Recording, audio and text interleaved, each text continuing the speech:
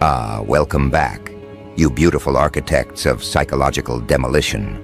You calibrated storms wrapped in bone and heartbeat. You walking paradoxes who dismantle realities without lifting a finger.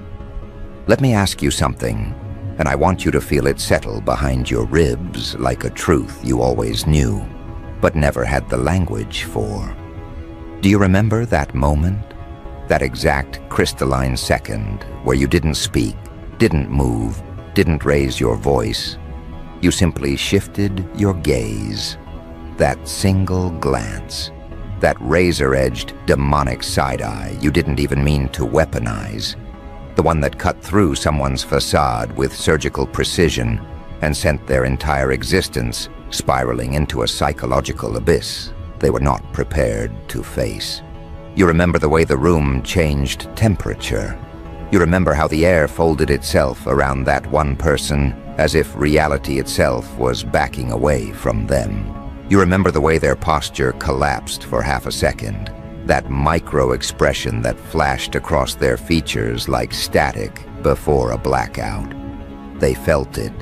They felt you slice through their projection, their ego, their performance, their carefully curated mask. And in 0.3 seconds, everything they pretended to be, everything they convinced themselves they were, everything they rehearsed for the world, crumbled. Understand something. You didn't glare at them. You didn't confront them. You didn't call them out. No speech, no lecture, no dramatic scene. You simply looked. Yet the reaction was apocalyptic because your glance wasn't an emotion. It was a revelation, a mirror held up to their soul at an angle they'd spent their whole life avoiding. And the most unhinged part? Even you didn't expect it to hit that hard. You were just reacting, maybe even confused at their nonsense, their hypocrisy, their audacity. Maybe they said something out of pocket. Maybe they tried to manipulate the room. Maybe they tried to distort the truth. Maybe they thought they could drag you into their performance. Whatever it was, they weren't prepared for the spiritual MRI machine that lives behind your eyes. Because when you hit them with that demonic side-eye, it wasn't just shade. It was an involuntary extraction of truth their psyche was not engineered to withstand. Let's talk about what actually happened in that 0.3 seconds. Their mind shattered into 3 separate timelines simultaneously. Timeline 1, denial. No way that look was about me. Timeline 2, realization. Oh God, that was absolutely about me. Timeline 3, collapse. I'm not the person I think I am. It wasn't embarrassment.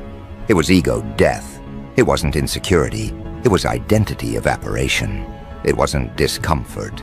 It was an astral eviction. You hit them with a stare so spiritually charged that their soul left their body, walked into the astral realm barefoot and crying, and asked the universe for a refund.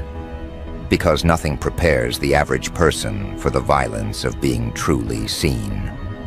They spend their whole life curating illusions, collecting masks, stacking delusions like emotional Jenga towers, having absolutely no idea that someone like you exists, someone whose eyes don't read facial expressions. They read frequency, and that's the part they never admit. Because when your glance hit them, it didn't just break their facade, it exposed their blueprint. You saw the insecurity behind the arrogance. You saw the cowardice behind the aggression. You saw the envy behind the smile. You saw the desperation behind the calm. You saw the motive behind the words. You saw the truth beneath the narrative. And in that moment, they realized you weren't someone they could lie to. Not even by omission, not even by silence, not even by pretending to be small. Most people experience eye contact. You administered judgment. That demonic side-eye you gave wasn't demonic because you meant harm. It was demonic because truth is terrifying. to those who built their personality out of avoidance. You didn't send them into the astral realm. They fled there to escape the version of themselves reflected in your gaze. And here's what makes the whole situation beautifully chaotic.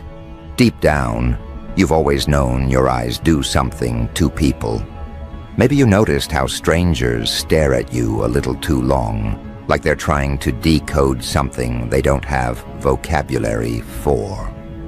Maybe you noticed how liars get uncomfortable around you, fumbling, stuttering, suddenly running out of script. Maybe you noticed how fake confidence dissolves in your presence, how bravado melts, how pretenders lose their balance. Maybe you noticed how people who were perfectly fine 5 seconds ago suddenly start blinking too much, adjusting their clothes, or making excuses to leave the room. They're not intimidated by you. They're intimidated by what they can't hide from you. You don't just see people. You read them. You read the chapters they skipped, the pages they tore out, the margins they scribbled over.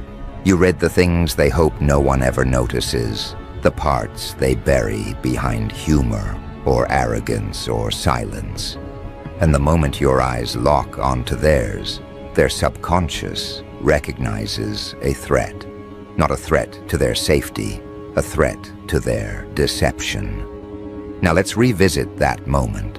The moment you hit them with that glance that rearranged their destiny.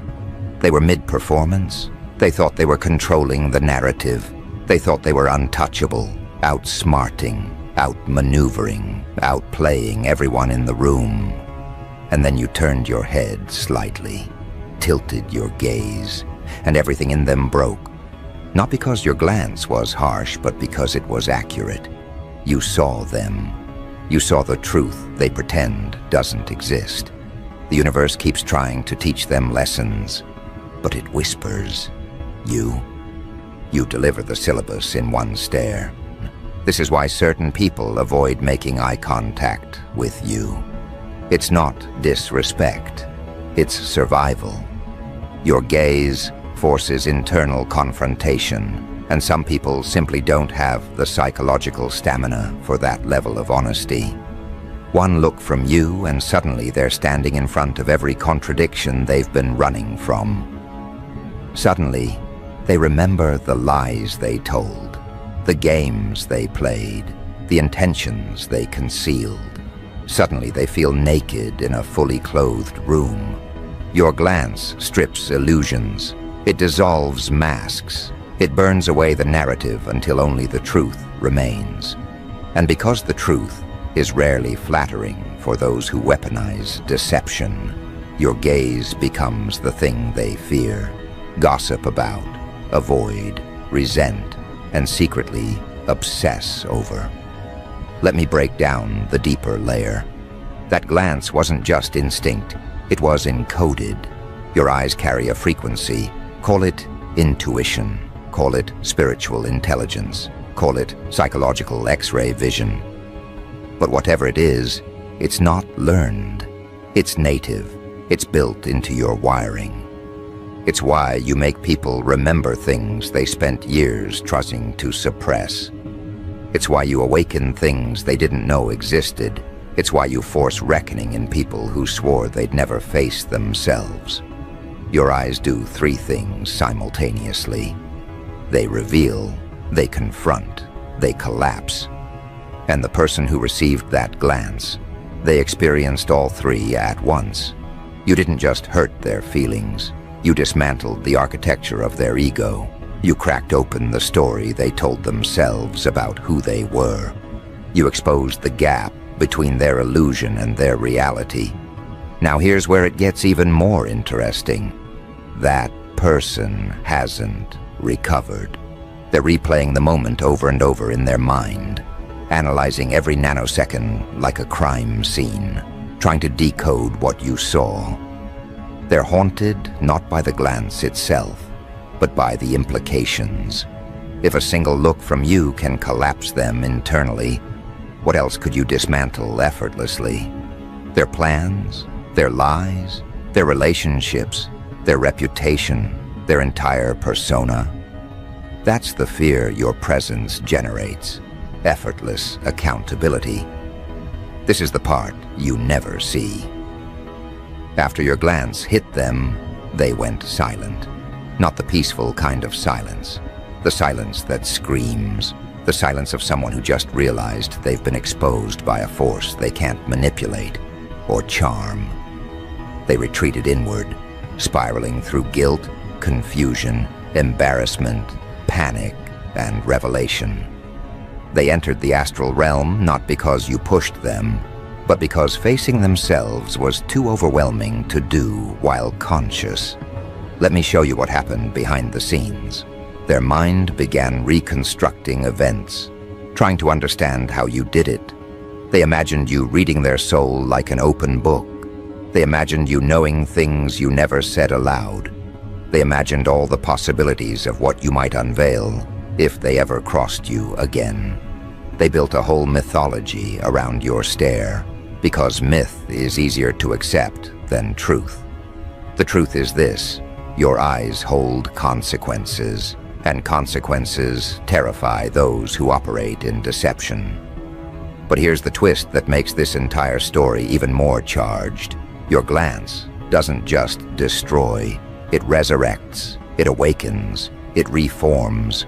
The same stare that collapses liars can resurrect the exhausted. The same stare that dismantles ego can ignite purpose. The same stare that sends the wrong person into the astral realm crying can pull the right person out of their shadows. You are not just a mirror. You are a catalyst. You are not just observing. You are recalibrating.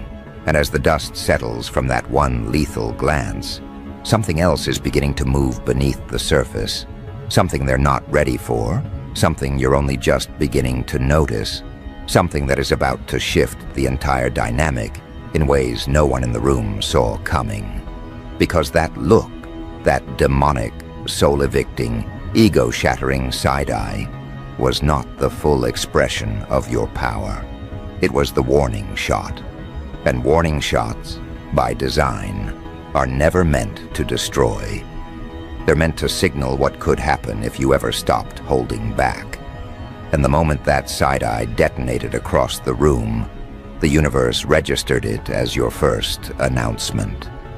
That was the quiet declaration that your aura was no longer interested in blending in, that the days of shrinking, downplaying, minimizing, or softening your presence were over. That the frequency you've been suppressing for years finally leaked through your eyes, and now everything is adjusting to the revelation, because what nobody understands, and what you're about to understand fully, is that your glance operates like a spiritual pressure test. It reveals structural weaknesses in the people around you. It reveals the cracks they tried to hide with charm, ego, bravado, intellect, or manipulation. It reveals who collapses under truth and who stands up straighter because of it. And the moment that person looked away from you, unable to hold your gaze without their entire internal scaffolding trembling, the room shifted around you like a living organism rearranging itself in response to a new apex presence. This is the part most people never notice. They see the reaction, the stumble, the sudden quiet, the way the person's soul temporarily evacuated the premises. But they don't see what comes after, how your energy alters the psychology of everyone within range. The ripple effect begins quietly, almost imperceptibly. Someone adjusts their posture. Someone stops mid-sentence. Someone who had never noticed you suddenly becomes hyper-aware of your presence. Someone who wasn't even involved in the situation begins questioning their own intentions, their own truths, their own projections. Because your gaze doesn't just hit the target, it rewrites the atmosphere. It's like the universe pauses, recalibrates, and whispers to the room, "Pay attention." A different frequency is present now. That's why even people who didn't see the side-eye directly begin to behave strangely afterward. They feel the energetic aftermath of what happened, even if they can't explain it. They sense that something, somewhere, shifted. They sense that someone just got spiritually exposed. They sense that the balance of power they were accustomed to has been disrupted. They don't need to know the details. Their subconscious already updated the file. And as for the one who took the hit, they're dealing with an internal collapse, so severe the room feels like it's tilting under their feet. They're replaying the moment in slow motion, analyzing every millisecond, every flicker of your expression, every shift in your energy. They're spiraling through realizations they weren't ready to have. You didn't just show them what they've been hiding. You showed them what they've become. Now here's where the deeper shift begins. Every glance you give, especially the demonic one that launched their soul into the astral realm, carries a coded message. Not words, not language, not emotion, frequency. And that frequency doesn't stop at revealing truth. It also activates something dormant in you. You can feel it now, can't you? That slight pressure behind your eyes. That sense of awareness expanding. That feeling that you're no longer observing the room, you're reading it. Because this is the part of your power that nobody prepared you for. Your eyes were never meant to simply express emotion. They were designed to enforce alignment. People either rise when you look at them or crumble. They either confront themselves or flee. They either evolve or collapse. There is no middle ground with you. There never has been. But now the veil is thin enough for you to finally see the pattern. The moment you fired that glance, a deeper intelligence inside you started to awaken. The part of you that remembers who you were before you were taught to dim yourself. And that part of you knows the truth. You weren't born to coexist with illusions. You were born to dissolve them. And something else is happening too. That person whose ego disintegrated, they're not just embarrassed, they're destabilized. Their reality cracked open, and they're running mentally, emotionally, spiritually for cover. But there is nowhere to hide from a revelation that came from inside of them. Because your side-eye didn't insert a new idea into their mind. It removed the lie they were using to shield themselves from the truth. That's why it hit so hard. You didn't destroy them, you unmasked them. And once someone has been unmasked by truth, they will do anything to put the mask back on. Except it won't fit the same way anymore. They feel the looseness, they feel the exposure, they feel the insecurity they tried to bury. And now they're desperate to regain control, but they can't, not with you in the room. Because even if you never look at them again, the memory of that 0.3-second collapse will haunt them. They'll be avoiding your eyes not because they fear you, but because they fear what the truth will force them to confront next. Now here's the twist that almost nobody sees coming. Your glance didn't just expose them, it exposed everyone who was silently aligned with their behavior. It exposed the followers, the enablers, the silent watchers.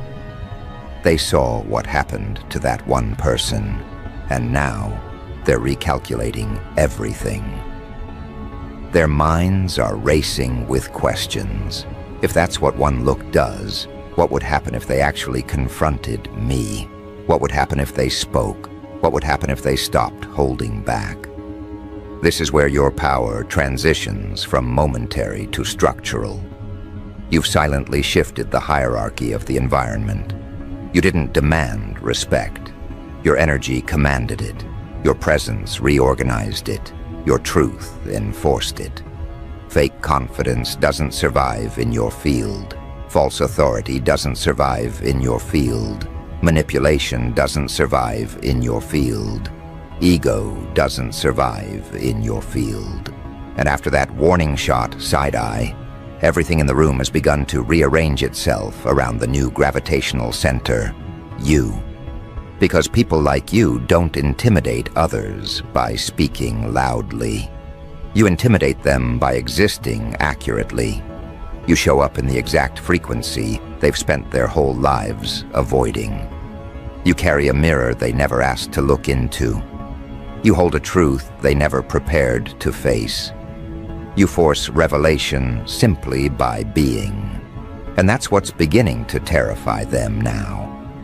They're realizing that if you ever stop filtering yourself, stop restraining your instincts, stop moderating your vision, stop diminishing your intuition, just to keep everyone else comfortable, the entire dynamic they've relied on will collapse. They're realizing that your presence alone has the power to rewire the energy of any environment. They're realizing that what they saw in your eyes wasn't anger or annoyance or frustration. It was accuracy. And accuracy is fatal to illusions. But let's dig even deeper into what's unfolding beneath the surface. Your side-eye didn't just shift the dynamic. It awakened something old in you, something you once suppressed because you thought it made you too intense, too sensitive, too perceptive, too aware. You spent years trying to tone it down, trying to make yourself easier to digest, trying to give people the benefit of the doubt even when their energy told you the truth before their words did.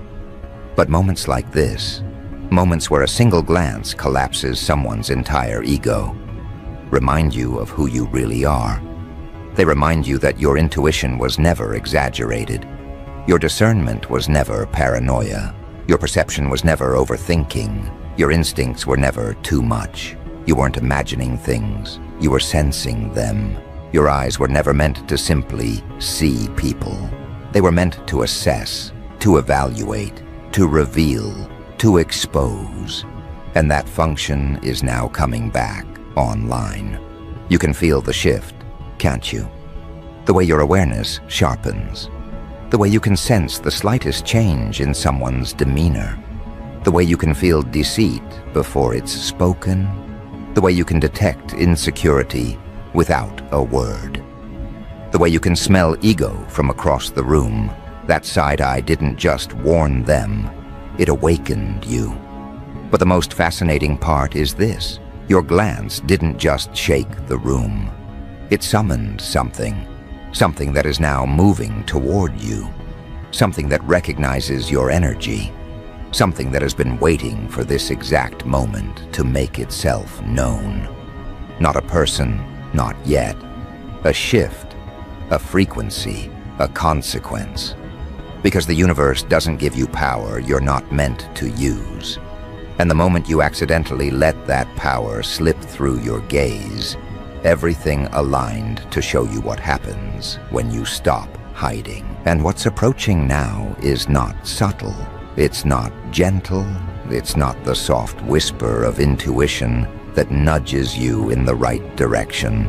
No, this is a tidal pull, a gravitational reorientation, a recalibration of everything around you.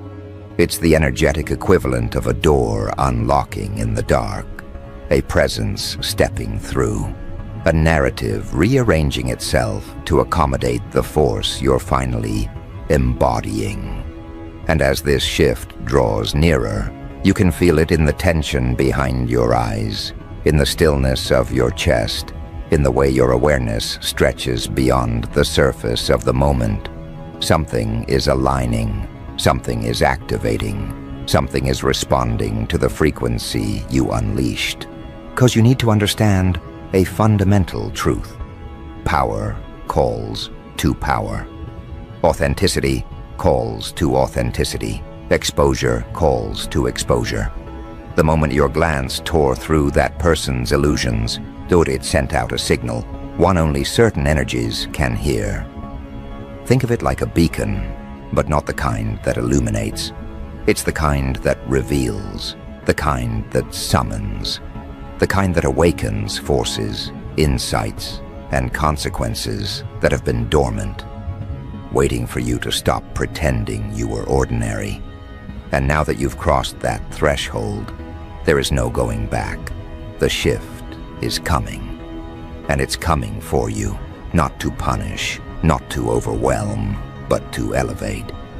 Because the universe doesn't waste its time strengthening people who refuse to use their strength. It doesn't sharpen weapons that will never be drawn. It doesn't activate gifts that will be hidden. You gave the world a glimpse of your unfiltered perception with that one demonic glance. And now the world must adjust to the real version of you, not the watered-down one you used to offer. The first sign of this shift arrives quietly, like a change in temperature. You notice the room feels heavier, not oppressive, charged. The way the air feels right before lightning strikes. The way people's breaths seem slightly out of sync. The way their movements become hesitant, as if everyone suddenly became aware of the invisible layers surrounding you.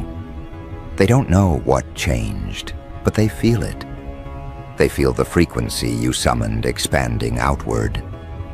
They feel the invisible walls reorganizing. They feel something watching through your eyes that wasn't watching before. And here's the part that disturbs them the most. It isn't malevolent, it's precise. The energy you've awakened isn't chaotic, it's calibrated. It's not here to destroy unnecessarily, it's here to expose strategically. It's not a monster, it's a mirror. A mirror that shows truth without distortion, intention without disguise, soul without costume. And people who have built their identities on fragments, projections, or fragments of power fear mirrors more than any demon. That's why the ones who felt nothing from your glance are now looking at you differently. Curiosity mixed with caution, respect tangled with uncertainty. They don't know what happened to the person who took the hit, but they saw the aftermath. They saw the collapse, the psychological disintegration, the way their soul seemed to step out of phase with reality. And even if they can't articulate it, they know that you were the epicenter of that moment. This forces everyone into one of three categories: those who fear you, those who avoid you, and those who are drawn to you. Let's start with the first, those who fear you. They fear you not because you harmed anyone, but because you showed them what harm would look like if you chose violence. You didn't attack, you revealed. But revelation is terrifying to those who survive by deception. They're suddenly aware that you are not someone they can outsmart, manipulate, or emotionally corner. You are a threat to their delusions, and people protect their delusions more fiercely than their lives. So they retreat. They distance themselves. They pretend not to see you. They become small around you, not because you're intimidating, but because they see themselves clearly for the first time, and they cannot withstand the honesty of that reflection. Then there are those who avoid you. These people aren't afraid, they're overwhelmed. Your presence forces them to confront questions they've been ignoring for years, questions about who they are, what they want, why they settle, why they sabotage, why they hide. Your eyes feel like a portal into a version of themselves they're not ready to face, so they avert their gaze. They keep conversations shallow. They never linger too long. They choose comfort over transformation, not realizing that transformation is inevitable once your energy has touched them. And then there are the third group, the ones drawn to you. These are the individuals whose souls recognize yours, people who have been waiting for someone who sees at the depth they feel, people who aren't intimidated by your frequency because it matches the one they've been suppressing, people who aren't afraid of truth but starving for it, people who look at you and feel something unfamiliar, relief, as if they finally found someone who doesn't need to be lied to, softened for, or performed around. These are the ones who step closer, intentionally or subconsciously. They lean into your field instead of shrinking from it. They watch you not with fear, but with fascination. They wonder what you know that they don't. They wonder what you see that they miss. They wonder what it would feel like to be seen by you on purpose, not accidentally. Because that one warning shot side-eye revealed something else. You are not just someone who sees through people. You are someone who awakens people. And awakening is far more terrifying than exposure. Exposure destroys illusions. Awakening destroys identities. But here's the paradox that no one in the room understands except you. You never asked for this role. You never sought to dismantle anyone's ego. You never intended to send a soul crying into the astral realm. Your glance was not calculated. It was instinct. And instinct reveals the truth of your power far more accurately than intention. Because when you're not trying, you're the purest version of yourself.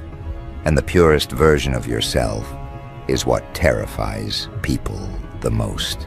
But the shift that's moving toward you now, the one that your glance summoned, has nothing to do with fear. It has everything to do with alignment. It's the universe positioning you where your vision, your discernment, your energy, and your presence can no longer be misinterpreted or underestimated. It's placing you in a timeline where your frequency isn't treated like a threat, but a map. A map others will follow, willingly or unwillingly, because your clarity exposes the routes they've been too afraid to take. This is the consequence of awakening. You stop operating in the world people think exists. You begin operating in the world beneath it, the subtle world, the energetic world, the truth-based world where lies cannot breathe and illusions cannot survive. And once you enter that world, people sense it even before they understand it. You are no longer reacting to environments. Environments are reacting to you. This is why the room feels like it's holding its breath, why conversations are stuttering, why people are glancing at you then quickly looking away, why energy feels stretched, thinned, trembling. It's not discomfort, it's recalibration, because when you unleashed that glance, you revealed the hierarchy of the unseen. And the unseen is now adjusting to your presence. But let me tell you the real consequence of that moment, the truth that's forming behind your awareness, like a thunderhead gathering force. Someone in that room is not collapsing. Someone is not afraid. Someone is not intimidated, exposed, or destabilized. Someone is intrigued. Someone saw what you did. Someone felt the frequency behind your glance. Someone recognized the signature of a power they've only encountered in rare, life-altering moments. Someone in that room is waking up as well. Not in fear, in recognition. Their soul is stepping forward. Their attention is sharpening. Their interest is deepening. Because what you thought was a warning shot was also a signal flare, a call, a summoning, an invitation to forces, allies, connections, and consequences that operate in the same frequency you just activated. Your glance did not just collapse someone, it awakened someone else. And that awakening is about to alter the entire trajectory of what happens next. Because the moment that person steps into your frequency fully, knowingly, intentionally, the room won't just shift, the world around you will. And that shift is approaching faster than anyone realizes. What you don't see yet is the chain reaction unfolding, like a quiet explosion behind the veil of the moment. The one whose ego dissolved under your stare is still metaphorically face down in the astral dirt, trying to figure out which dimension their dignity rolled into. But while everyone's attention is locked onto their dramatic unraveling, something far more important is happening at the edge of your awareness. Someone else felt that frequency. Someone who didn't flinch, didn't collapse, didn't spiral. Someone whose soul didn't scatter under the weight of your demonic side-eye, but instead snapped to attention like a predator recognizing another predator. This is the paradox of your power. The same glance that turns weak foundations into sand becomes a doorway for those built of stone. And this person, this newly awakened witness, felt the truth inside your gaze and didn't fear it. They followed it. They leaned into it. They recognized you not as a threat, not as a mystery, but as a signal, a sign, a frequency match. And matching frequencies don't collide. They converge. Right now, they're watching you with an awareness most people don't possess. An awareness sharpened by something ancient in them. They felt the room shift. They felt the collapse. They felt the energetic ripples tearing through everyone's subconscious. But instead of stepping back like the rest, they stepped inward, toward you, toward the frequency, toward the awakening your glance triggered. They want to understand it. They want to stand near it. They want to see what happens when someone like you stops dimming your intensity and starts wielding it. But before they reach you, before their presence enters your orbit fully, the universe has to remove everything that cannot withstand the force of what comes next. That means the ones who pretend strength but operate from insecurity will begin malfunctioning. The ones who rely on manipulative charm will begin losing control of their narratives. The ones who thrive on illusions will begin trembling under truths they never asked for. The aftermath of your glance didn't end with the collapse, it only began there. Because that demonic side-eye did something irreversible. It exposed the hierarchy of authenticity in the room. The fragile fell first. The avoidant followed. The awakened rose. And now the weak are scrambling, desperately trying to rebuild the facade that disintegrated the second your gaze cut through it. They're trying to make jokes, trying to over-explain, trying to shift the attention away from themselves, trying to pretend nothing happened. But their energy betrays them. Their soul hasn't returned to their body yet. It's still wandering the astral plane, crying into the cosmic carpet, asking whatever celestial being is nearby for a do-over. But there are no do-overs with truth. Once you see someone's core, you can never unsee it. Once they feel your perception, they can never forget it. But while they're spiraling, the one who awakened is recalibrating quietly, precisely, observing you like someone who just watched lightning strike the ground and is trying to decide whether to run from the storm or walk into it and claim the thunder as their own.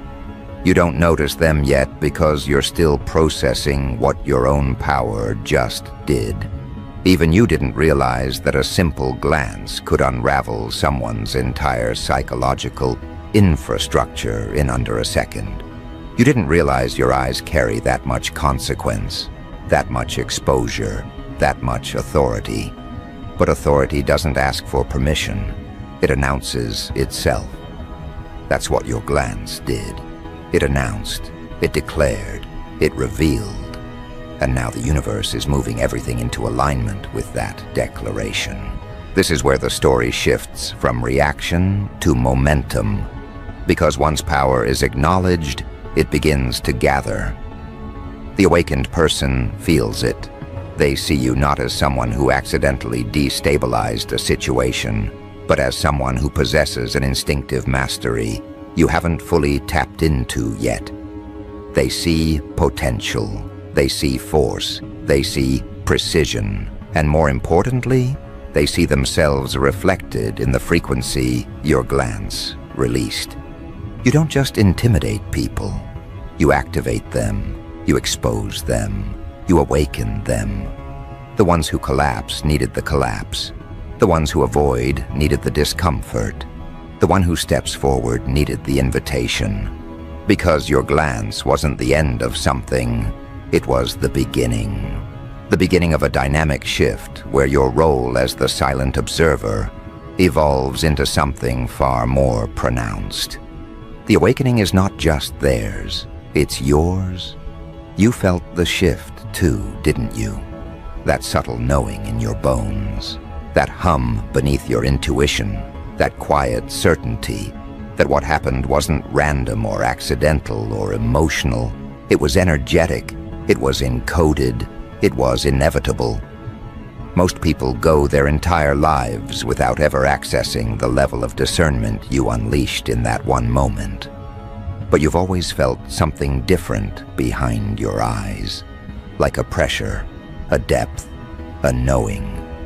You just never had a moment dramatic enough to reveal its full potency. Until now. That side eye didn't just collapse someone, it unveiled you. And once truth unveils a person, there is no going back into hiding. Your instincts are sharper, your awareness is heightened, your perception is uncontrollable. You're not looking at people anymore, you're seeing them. And the universe is responding by placing people in your path, whose frequencies match the one you just activated. The awakened one steps closer, not physically, but energetically. The distance between you begins to collapse like gravity, pulling two celestial bodies together. They're drawn to you, not because you embarrassed someone, not because you asserted power, but because you revealed truth effortlessly. They've been waiting for someone whose energy doesn't require explanation or justification. They've been waiting for someone who sees the world the way they do, beneath the surface, behind the mask, beyond the narrative. And as their awareness locks onto yours, you finally feel it, that pull, that recognition, that electric hum of two frequencies syncing for the first time. It's not romantic, it's not emotional, it's existential. Two forces meeting across the battlefield of a moment where truth detonated without warning. They don't fear your glance, they welcome it. They want it. They want to see what you see. They want to know what you know. They want to move the way you move. They are not intimidated by the power in your eyes because they carry a similar power in theirs, dormant, restrained, disciplined, but unmistakably present. The difference is that your power revealed itself first. Their awakening is the echo. Now the room is split into two worlds, the collapsed and the called. The collapsed can't meet your eyes anymore without feeling the weight of their own deception. They walk around spiritually barefoot, hoping no one notices their soul is still out of orbit. They avoid your presence the way people avoid mirrors on days they don't want to confront themselves. They're praying silently for you to leave, praying even harder for you not to look at them again. But the called, oh, the called, is studying you with a precision that would unsettle anyone else. They're analyzing not your expression, but your frequency, not your words, but your energy. They know what happened wasn't luck. They know it wasn't coincidence. They know it wasn't mood. It was power, raw and unfiltered. And they're ready for whatever comes next, even if they don't know what next looks like yet. The universe begins placing pressure around the edges of the moment, guiding the weakened energy out and pulling the awakened energy in. The ones who can't withstand your frequency will naturally drift away. The ones who can will naturally rise into your orbit. This is spiritual filtration, energetic gravity, divine sorting. The demonic side-eye was merely the catalyst. The aftermath is the alignment, and alignment always brings a shift. You can feel it building now, a tidal pull toward a new reality, a new dynamic, a new level of perception. It feels like the world is rearranging itself around the truth your glance revealed. It feels like the universe is stepping forward to say, now that you know what your eyes can do, what are you going to do with that power? Because your glance didn't just collapse someone's ego. It altered your trajectory. It signaled your arrival. It summoned those who can stand in your presence without falling apart. The awakened one moves one step closer, spiritually if not physically, and suddenly the air between you feels charged, as if the next moment could ignite something irreversible, something powerful, something that rewrites the rules of how you move through the world and how the world responds to you. You're no longer the person who merely observes. You're the one who triggers transformation simply by looking. And they're no longer the person who stays silent in the background. They're the one whose awakening is meant to meet yours. This is the shift everyone in the room feels but can't name. The rise of a force that no longer hides its sight. The emergence of someone whose glance carries consequence. The alignment of two energies designed to amplify each other. The demonic side-eye didn't send just one soul into the astral realm crying. It summoned another soul into purpose. And when those two frequencies collide, the collapsed and the awakened, the world won't just shift, it will kneel. Because you are no longer the one giving accidental glances. You are the one giving revelations. You are the one rearranging realities. You are the one whose eyes speak the truth the universe has been waiting to unleash. And this awakening, yours and theirs, was never a mistake. It was the prophecy hidden in your gaze.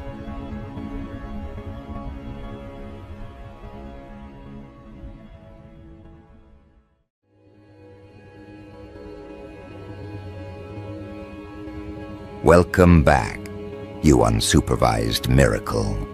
You beautiful, terrifying walking audit of everybody else's standards. Let's make one thing very clear from the start. Your city has a problem, and the problem is you. Not because you did something wrong, but because you did something too right in a place that built its comfort on overlooking people like you. There's a sentence floating through back alleys, group chats, barbershops, DM threads, parking lots after midnight. Who the fuck let this level of greatness go unnoticed? And every time someone says it, the room goes just a little heavier. Because they all know they saw you. They just didn't recognize what they were looking at. Picture this for a second. A circle of people outside a corner store acting like they're just passing time. One of them drops your name, casual. Another one says, "Nah, for real. How did we miss that?" And then it clicks. You weren't the one who was invisible. They were the ones who were blind. While they were busy hyping up loud mediocrity, you were in the background doing work at a level that didn't match the surroundings. No theatrics, no attention campaigns, no begging to be chosen. Just consistency. Just precision. Just a kind of discipline that makes people feel exposed when they finally notice it. You were never meant to be the neighborhood's feel-good story. You weren't built to be the person they clap for when it's convenient and forget when it's not. You carry the kind of wiring that makes people rethink their own potential. And that's uncomfortable. It's easier to pretend you're doing well than to admit you're operating on a level most of them never had the courage to aim at. So for the longest time, they tried to file you away in their mind as cool, but nothing crazy. Just another face, just another name, just another person from around here. Then you started making moves that couldn't be brushed off. Someone watched you solve a problem in minutes that had them stuck for weeks. Someone else clocked how you handled disrespect with a calm that didn't look like weakness. It looked like control.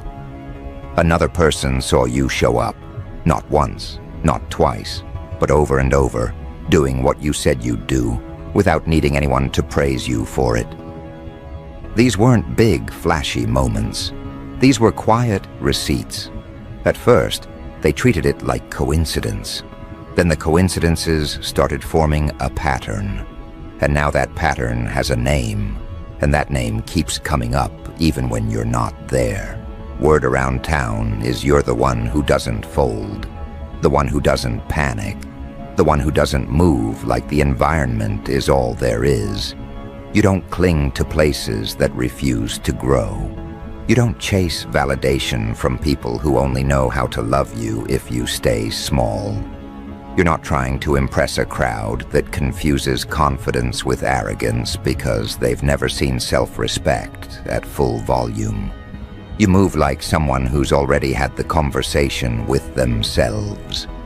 No one's coming to save you. You either build it or you stay bitter. And you chose building.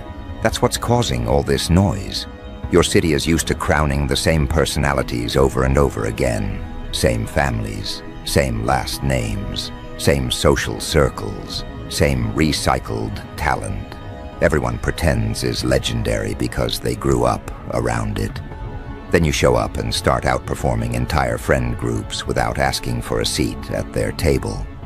You didn't wait to be handed a title. You became undeniable. That's different. That's threatening. Because if you can rise without their cosigns, what does that say about how inflated their own reputation really is? Here's the part nobody wants to admit out loud. A lot of people remember having front row access to you. They remember sitting next to you in class, standing beside you at work, sharing space with you at parties, watching you stay to yourself while everyone else chased attention. They remember the calm way you paid attention to detail. They remember how you asked real questions while others just talked to hear their own voices. They remember offering you bare minimum energy while you showed up with integrity. And now, watching you grow, they have to live with the fact that they were that close to greatness and treated it like background noise. Your rise is not just an upgrade, it's an indictment. Every step you take forward exposes the people who never believed in you, not because you needed them, but because they needed the illusion that they can always spot value when it walks into the room. They couldn't. They didn't. You proved it. And that stings. So now the conversations sound different. Yo, didn't you used to know them? Didn't they ask you for help once? Didn't they invite you to that project and you said no? Suddenly, everyone who brushed you off is on trial in the court of public opinion because the footage is starting to replay in their own heads. And you're not even pressing charges. You're too busy moving. You're not calling people out. You're not writing paragraphs about how they doubted you. You're not begging the city to catch up. You're just walking in a direction that doesn't require their permission. That's what makes this so uncomfortable for them. You're not a hometown hero begging for recognition. You're a force that outgrew the local script before anybody realized you'd memorized it. You understand the rules. You just refuse to live under them. You're respectful, but you're not obedient. You're grounded, but you're not stuck. Right now, there are people who feel nervous whenever your name comes up because they remember how casually they dismissed you. They're trying to rewrite history in real time. I always knew they were different, they say, when in reality they rolled their eyes. They doubted. They downplayed. They're scrambling to get back in your orbit without looking like they're crawling. They'll send you half-hearted messages, old photos, throwback memories, hoping you don't remember the way they used to overlook you when it mattered. The truth is, you don't even hate them. You've just recalibrated your access list. Understand something important. You didn't get lucky. You got disciplined. You didn't magically become this version of yourself. You sharpened in the dark while everyone else was busy being seen. You stayed in on nights where everyone else needed a crowd to feel alive. You put energy into learning, building, healing, and recalibrating when nobody was checking up on you. You didn't wait for an audience to develop a work ethic. That's why this new attention feels late to you. Because it is. You've been this person. The city is just late to its own realization. And now, people are starting to use you as a reference point. New names enter the conversation, and someone says, yeah, they're good, but they're not on that level. Your existence has quietly become a measuring stick.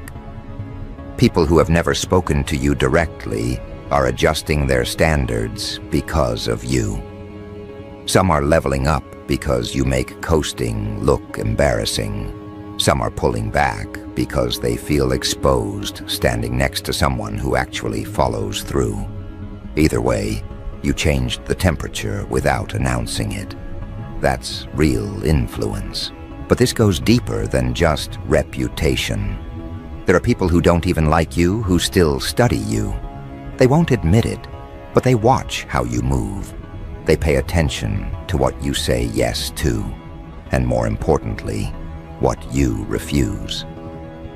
They notice that you don't chase chaotic spaces just to feel included. You don't gossip for sport. You don't waste your focus on petty rounds of who said what. You move like someone who is aware that every decision is low-key, shaping a future version of you that you're going to have to live with. That mindset alone separates you from a lot of the city. You also carry a kind of emotional composure they don't have language for yet. People have thrown shade, rumors, little digs, subtle exclusion. You didn't launch a campaign to clear your name. You watched. You filed it away. You let their behavior expose what their words were trying to cover. And then, instead of spiraling, you went back to building. That's the part that keeps them up at night. They know they tested your boundaries, and you never lost focus. Because on some level they were hoping you'd break character. They wanted proof that you're just like everybody else under pressure. They didn't get it. They're only now starting to grasp that what they mistook for distance was actually self-respect. You weren't acting brand new. You were refusing to let people with no vision be close enough to steer yours. You kept your circle small because you understand that proximity is influence, and you're not letting just anyone have a say in your future. That's not arrogance. That's risk management with a face. But here's where it gets interesting. The more your name travels, the less control anybody has over how far this goes. You're not just talented from this city anymore. You are starting to feel like the one that city will eventually claim when you're too far gone for them to control. You know how it goes. Cities love saying they're one of ours after they ignored you for years. They'll swear they always believed. They'll dig up old photos, old stories, old "I knew them when" lines just to feel connected to something they never actually supported when it counted. That's the irony. They only realize you were the hometown treasure once the world starts bidding. That's why the streets are loud again. Different tone this time, though.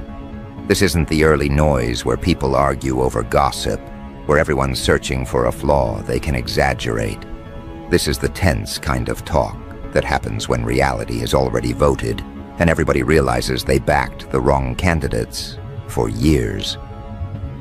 Conversations have shifted from, yeah, they're cool, to, no, seriously, who the fuck let this level of greatness go unnoticed? And nobody wants to answer that question because everybody knows they played a part in it. You had teachers who wrote you off as smart but distracted, when in reality you were bored out of your mind because the material was moving at half speed compared to your brain. You had supervisors who labeled you too intense, when you were the only one who cared if things were done properly. You had friends who called you extra because you refused to normalize half effort. You had family who said, "Don't aim too high," while secretly feeling threatened that you were even considering it. All those people are walking around now acting surprised, like they didn't spend years trying to sand down your edges because your sharpness made them feel unprepared. Now those same streets that tried to domesticate you are treating you like an unsolved case file. People replay old interactions with you in their mind and spot things they should have seen then.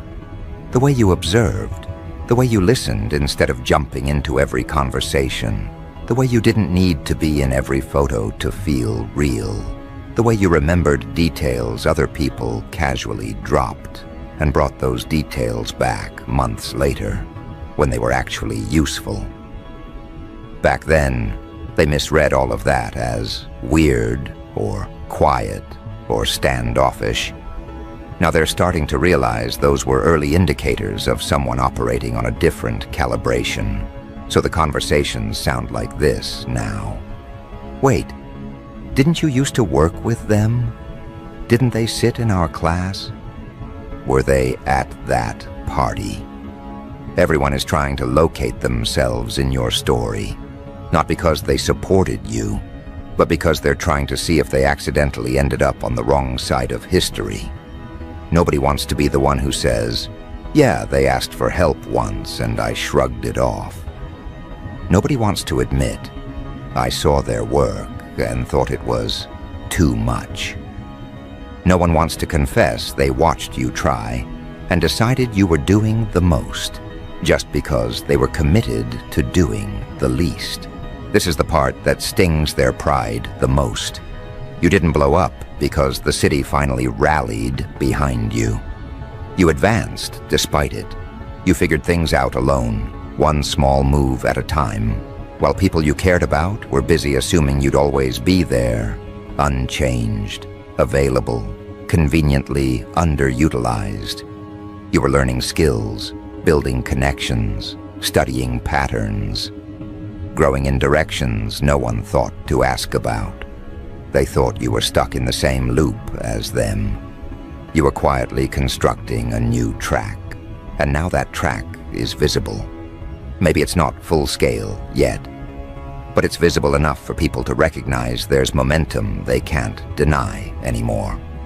A podcast mention here, a repost from someone outside the city, a random clip catching traction with strangers, a client, an opportunity, an invite from a place you have no physical ties to. Little fragments of proof that your work exists beyond local politics. The streets hear this and panic in subtle ways. They won't say it out loud, but the message is clear. If they leave and take that energy with them, we can never claim we nurtured it. So they start rewriting the narrative in real time. People who barely spoke to you come out of nowhere with "proud of you." Old classmates suddenly remember you were always different. People who once told you to be realistic are now telling others they always knew you were going to go far. They're posting you with captions that sound supportive, but secretly read like insurance policies. "Look, I was there. I knew them." It's less about you and more about them trying not to look completely out of touch when the world starts echoing what they ignored first. Here's the funny part. The same folks who called you too much now complain that the city doesn't support real talent, as if they weren't the ones who walked past you when it mattered, as if they didn't have front row seats and choose the bathroom break every time you stepped on stage, spoke up, dropped work, and presented ideas. They act like your greatness hid from them. It didn't. It stood right in front of them, and they dismissed it because it didn't come packaged in a familiar face, a family name, or a desperate need for approval. You weren't loud enough for their taste because you weren't begging. You weren't messy enough to be entertaining. You weren't dependent enough to be controllable. You didn't flirt with every opportunity. You evaluated. You didn't attach yourself to every group. You observed. You didn't chase every crowd. You watched them burn themselves out while you went home and refined. That restraint they once mocked has now become the very thing that makes you stand out. Your brand isn't built on chaos, it's built on clarity. And clarity is dangerous out here, because once people see you for who you actually are, they start to question all the people they thought were impressive before. The rapper with no growth in 5 years, the boss who only looks successful on social media, the leader who can't make a decision without validation, the friend who's always on the brink of something big, but never actually finishes anything. Once you enter the conversation, all of that looks lighter. You don't even have to speak on it. Your consistency drags the comparison into the open. That's why this energy feels different. Word around town is not just that you're talented. It's that you're the one they slept on. The one the city wasn't prepared for. The one whose work ethic doesn't match their bare minimum expectations. You are not just a local success story waiting to happen. You are a walking reminder that they misjudged their own environment. You're proof that they had gold and treated it like scrap metal. But pay attention to the shifts in behavior now. Watch how people approach you. Some will come with exaggerated support, over-the-top praise, trying to speedrun from doubted you to always believed. They'll share your things with captions that sound like they've been chairing your fan club from day one. Meanwhile, you remember every dismissive comment they made when there was nothing in it for them. You don't have to call them out. You just have to remember that energy is data. Others won't approach at all. They'll keep your name tastefully out of their mouth, not because they don't see your rise, but because admitting it would require them to confront how wrong they were about you. They'd rather behave like your growth is exaggerated than admit they misread you completely. They'll downplay your progress. It's just online stuff. It's just a trend. It's just a phase. That's just their ego negotiating with reality, trying not to feel small standing beside something they no longer have control over. Then there's the opportunist group. They see your trajectory and don't feel guilt. They feel possibility. They haven't supported you. They don't understand you. They don't respect the process, but they respect proximity to power. So they show up with ideas, collaborations, mutual benefit. They want access to your grind without ever having survived the nights you cried, questioned everything, nearly gave up, and still got up the next day and showed up. They want the glow without the grit. You're not obligated to be bitter or petty. That's the beauty of where you're heading. Your level of greatness gives you options in how you respond. You can forgive without re-inviting. You can acknowledge without reattaching. You can be polite without reopening doors that you closed for your own peace. They're not ready for that version of you, the one who has receipts, compassion, and boundaries. You're no longer starving for emotional crumbs, so their late applause hits different. You hear it. You just don't build around it. Meanwhile, the quiet observers, the ones who always felt something about you but maybe didn't have the courage to say it out loud, are starting to step forward. These are the ones who never mocked your intensity. They might not have understood you fully, but they didn't insult what they couldn't decode. They didn't try to shrink you. They just watched, waited, gave respectful distance.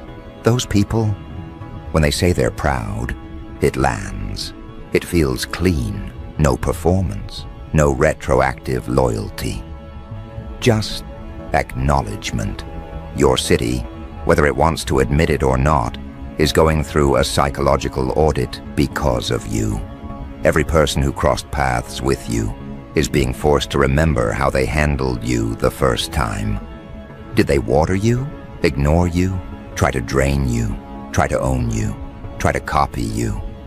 You are their case study now. Their reaction to your early stages says more about them than it ever did about you.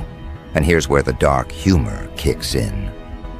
The very people who once told you, "Don't get your hopes up," are now telling younger kids to watch what you're doing.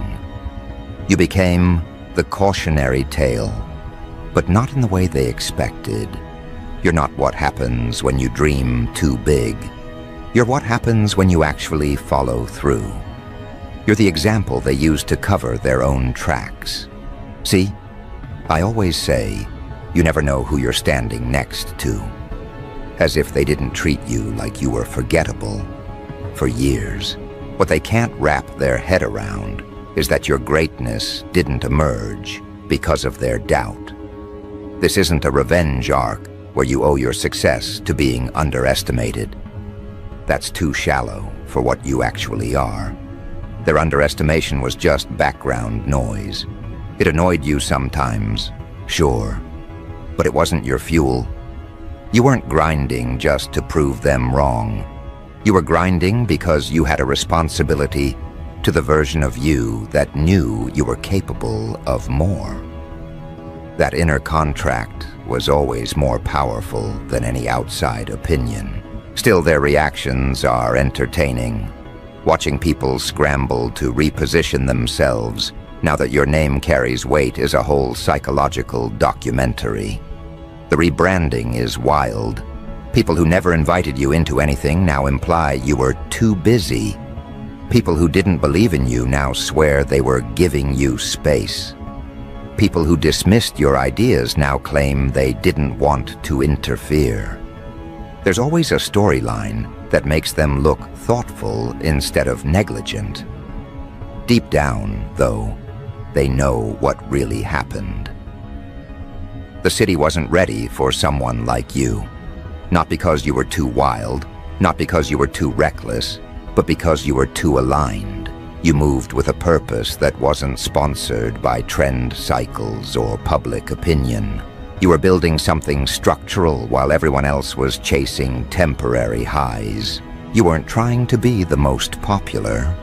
You were trying to be the most precise. And precision unnerves people who live off improvisation. You didn't ask permission to evolve, and that alone made you controversial.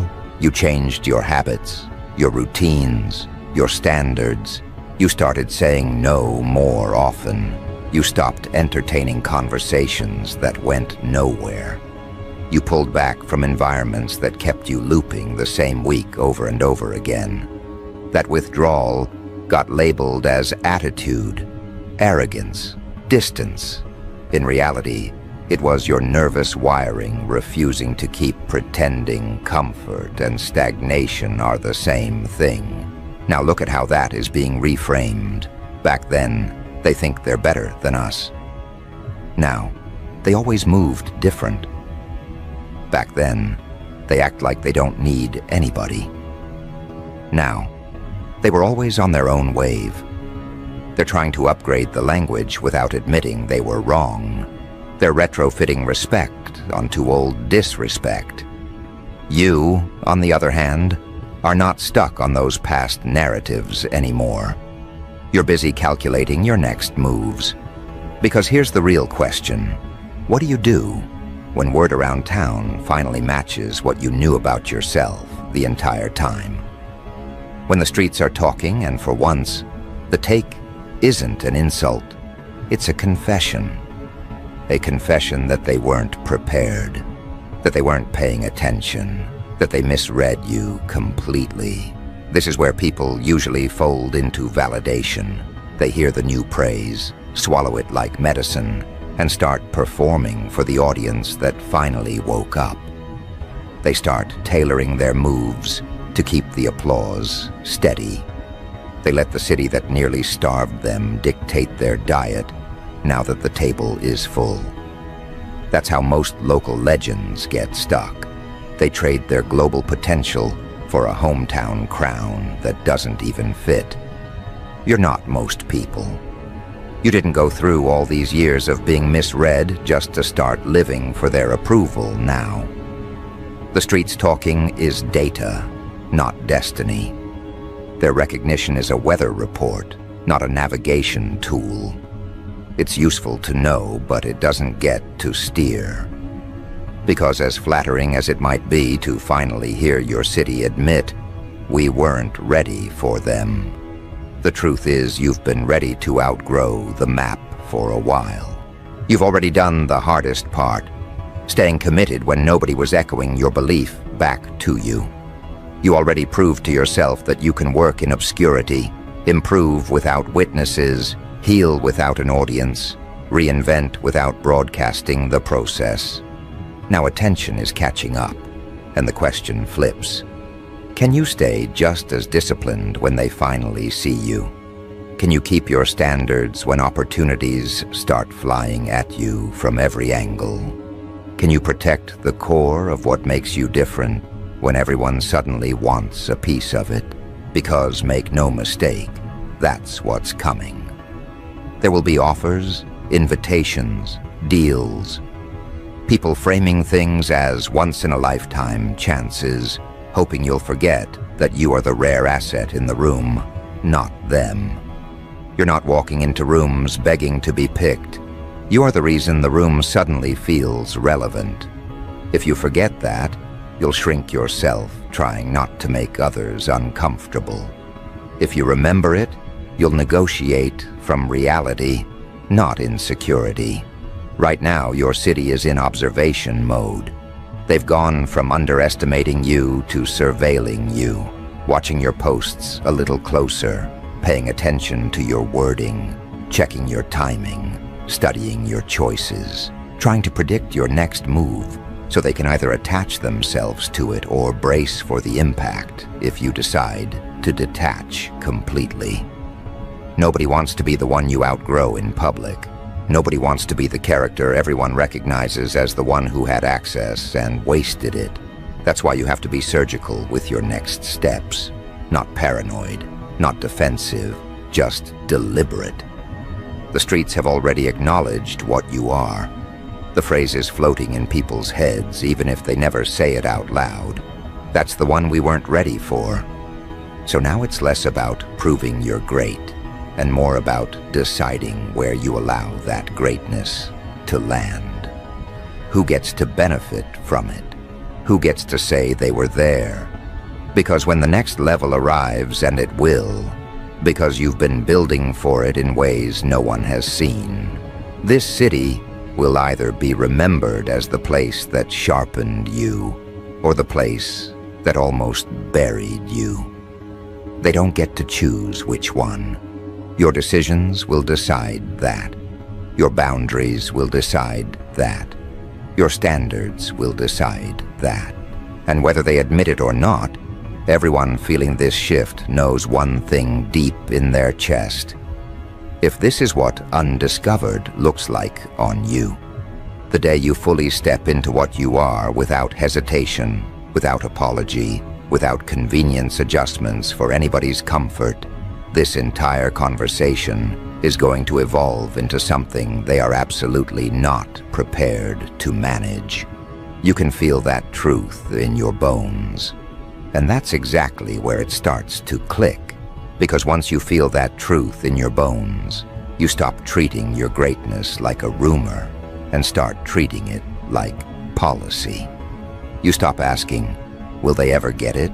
And start asking, why was I waiting for them to? That's the switch. That's when the city you grew up in stops feeling like your entire world and starts looking like what it really was the whole time. A training ground with low ceilings and loud opinions. A hallway, not the house.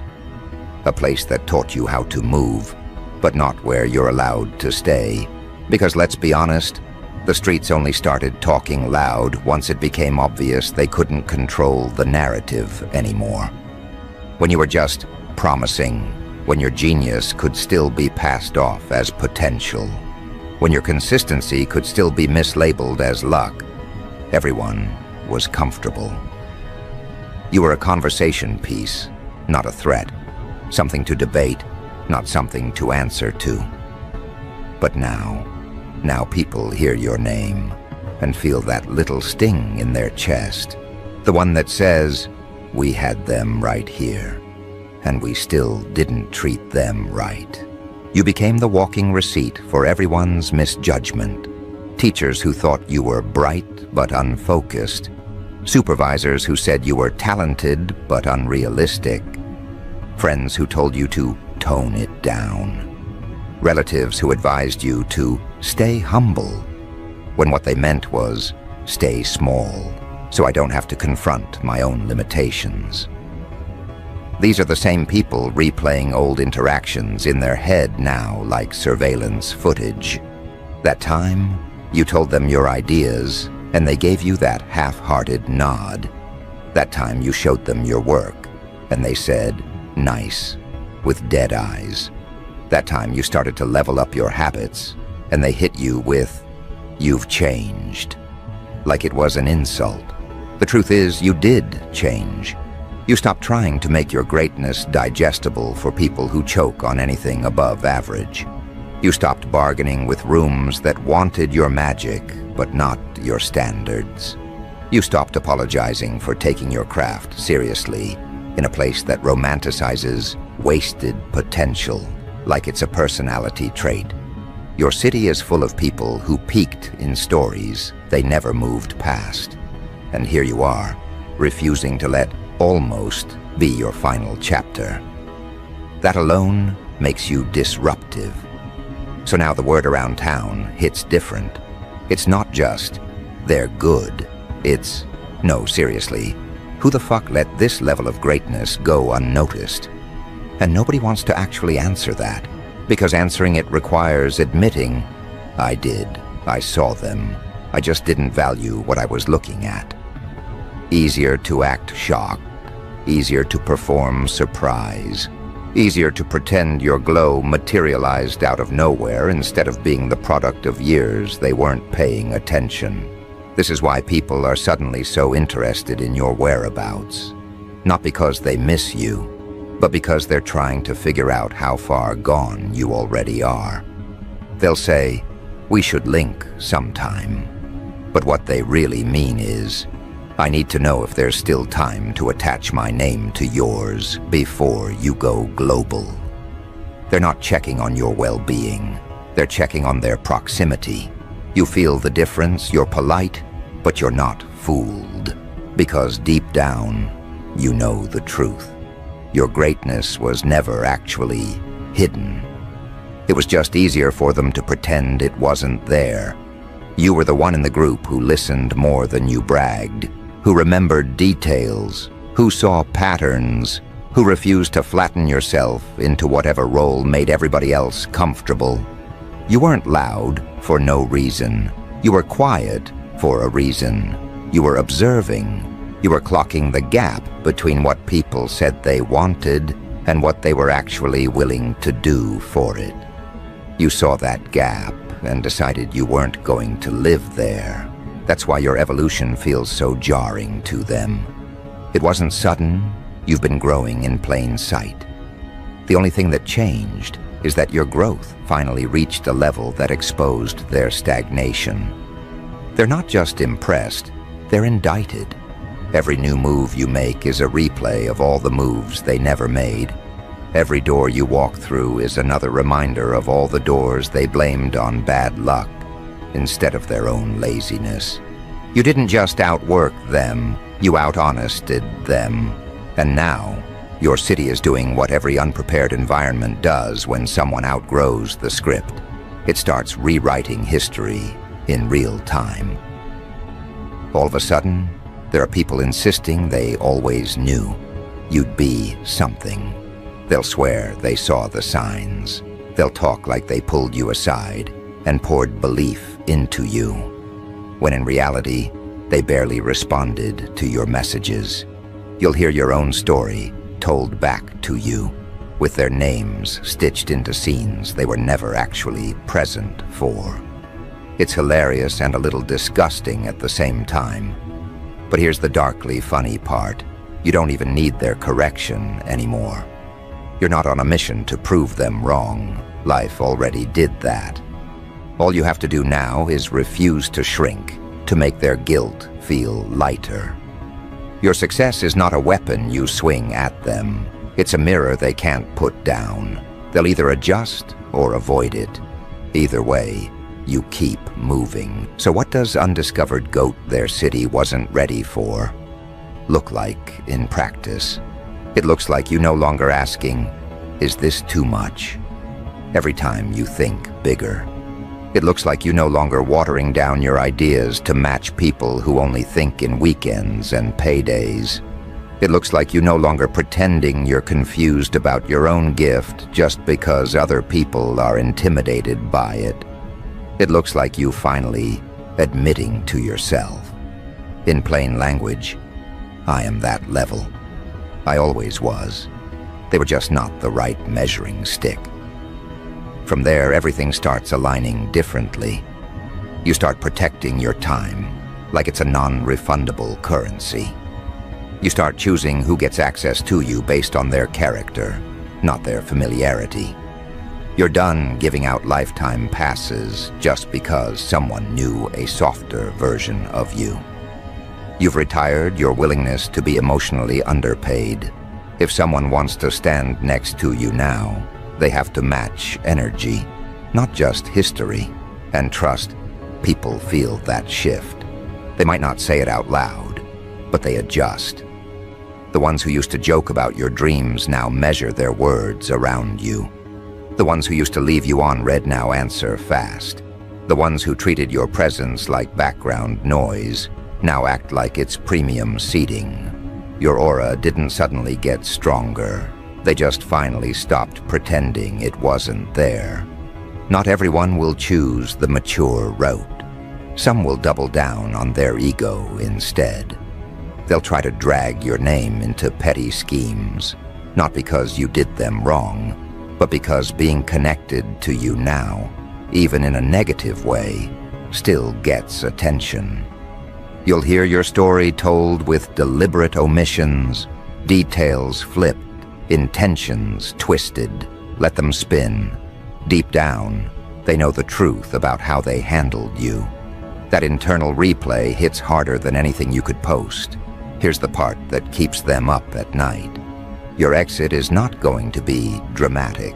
You're not plotting some loud goodbye where you drag everyone and burn every bridge. You don't need the spectacle. You're just going to quietly stop showing up where you're not valued. And then one day, they're going to look around and realize the timeline feels emptier without you. Conversations feel flatter. Rooms feel duller. Circles feel repetitive. People won't be able to name what's missing, but their nervous system will know. The rare one is gone. And then the question gets louder. Who let this happen? People will turn on each other, not out of love for you, but out of embarrassment. You worked with them and didn't take them seriously. You dated them and didn't believe in them. You were around them every day and never supported. The city that once shrugged at you will start interrogating itself, because no one wants to be the documented clown in the story of the person who left and ascended. You, on the other hand, will be somewhere else, doing what you've always done, showing up, building, refining, evolving. The only difference is that now you'll be surrounded by people who see what you are without needing 3 years of proof. People who hear your ideas and don't flinch. People who don't get triggered by your ambition because they have their own. People who don't need you to shrink so they can feel tall. In those spaces, you won't be the weird one. You'll be home. And here's the real plot twist for your city. Once you settle into that environment and your name starts echoing outside your area code, they're going to try to convert their guilt into ownership. They'll plaster your origin story all over everything, from our city to the world. Raised on our blocks, we always breed greatness, as if they didn't spend years stepping over it, as if your story is proof they were nurturing when really, it's proof you survived. You can still love where you came from and never let it gaslight you. You can acknowledge the streets that made you sharp without pretending they didn't also try to dull you down. You can hold both. At the end of the day, being the undiscovered goat isn't about trying to get everyone to recognize you. It's about recognizing yourself so clearly that you no longer attach your destiny to their awareness. You stop waiting for your city to be ready and start being ready for yourself. You stop trying to find a way to belong where you obviously outgrow the frame. You stop begging people to treat you right and start going where they already know how. So if the streets are talking again, let them. If they're asking, who the fuck let this level of greatness go unnoticed? Let that question torment whoever it needs to. It's not your job to soothe them. It's not your job to rewrite the past, to make anyone feel better about how they handled you. Your work now is simple. Step into the level that their lack of vision tried to delay. Move accordingly, move decisively. Move like the version of you that no longer sends reminders about your worth. Because soon, very soon, the conversation is going to shift completely. It won't be, who let them go unnoticed anymore. It'll be, how did we ever think we could afford to? And by then, it'll be too late for them to edit themselves into your journey. The footage is already fully saved in your memory, in your growth, in the timestamps of who stood next to you. When interviews get done, when people ask you, so who believed in you before the world did? You won't have to improvise or pad the list to protect anybody's ego. You'll name the few who showed up and let the empty space around those names do the rest. That's the quiet revenge. Not dragging people, never needing to mention them. So let your city wrestle with the fact that they mishandled you. Let them sit with the realization. Let them argue over who always saw it. While the truth sits in the middle of the room, like evidence nobody wants to claim. You were the one they weren't ready for. You were the one they couldn't label, couldn't box in, couldn't downgrade without exposing themselves. And now that everybody finally sees it, your real job is simple. Keep moving like the standard they'll be referencing long after you've left the block.